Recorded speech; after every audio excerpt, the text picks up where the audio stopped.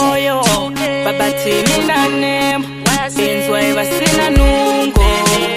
saka ndati nhasi mirai ndimboimbira kozi vakawanda vari kutoisungirwa vamwe ndivo vakubviswa masvikira kusvika nhasi voirovera pachena saka ndiyo ikundifilisa hai ndiyo ikundibvisa kafearless ndiyo ikupedza dzangu stress kusvika pageto ndidzinda nehiti kangi unondigonesa mesi skangi kakuleta mazigi skangi kutaura chimalawi saka ikoko achimwe nemuri bwanji skangi aundifilise disi skangi unondipinza mchiki skangi gara pangu padivi kosi kuchechu kundidarisa hemeni skangi tokuda mageto yuti skangi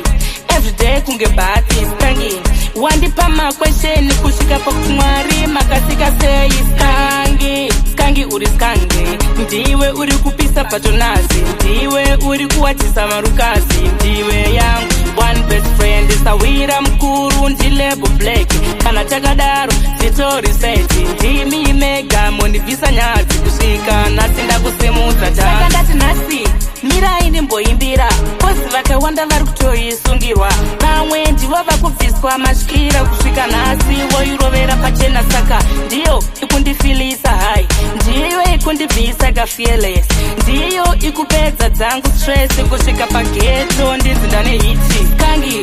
unondigonesa mesi skangi kakuleta mazigi skangi kutaura chimalawi saka ikoko achimwe nemuri bwanji skangi aundifilise disi skangi unondipinza mchiki skangi gara pangu padivi kosi kuchechu kundidarisa hemeni skangi tokuda mageto yuti skangi